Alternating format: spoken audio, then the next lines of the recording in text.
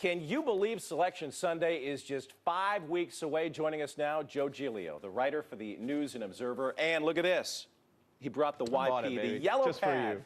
You wrote a column about a new metric that has NC State fans feeling really good about the Pack's chances.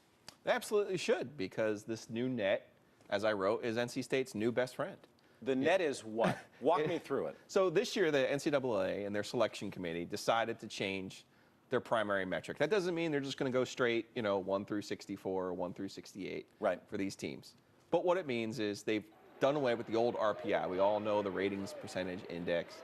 And it was based a lot on your strength of schedule, the teams you've played, where you played the games. Well, there were some flaws in that, so they changed it. And this new net takes into consideration efficiency. It takes into consideration margin of victory, which, if you remember from the early part of NC State's schedule, they were killing teams. Now, those teams weren't very good, but they were killing them. And that really helps them in this new tool. In this new tool, they're number 34 in the country. In the old one, after the win over Pitt, 111. Wow. So in the old, if this was just last year, at 111, they would be out of the bubble. They wouldn't be in the tournament. But every projection you see for this year, 8 or 9 seed, maybe in that first 4 game as an 11 or 12 seed. They obviously still have work to do, but this has really helped them. You look at the wins last year. Number 2 Arizona, number 2 Duke, number 10 UNC there. This year, outside of Auburn, what do we got? Yeah, and that was the deal with the RPI. Remember, at UNC, and Arizona was a neutral site win.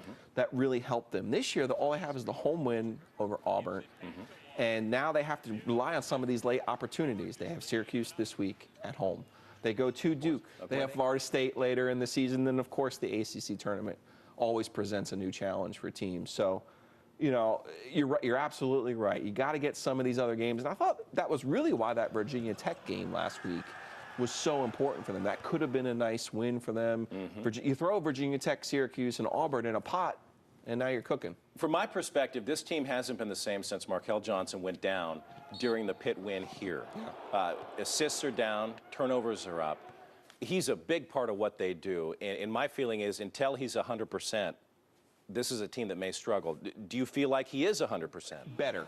I thought yesterday was a great sign at Pitt. He played 34 minutes. You mentioned the turnovers. He only had 2. He had 8 assists. I thought he was engaged. It's really important for NC State. He's their best player. He's their most talented player. They need him to be engaged and to be a primary, active player in the offense. When he's that's the best version of NC State, and that's what he was against Auburn, if you remember, their best win of the season. 7 games left. As you look at the schedule, you talked about at Duke, at Florida State. Best case scenario would be 7-0, but I mean, what's realistic to really help this team's chances down the stretch? 4-3 probably seems about right, the way that they've been going.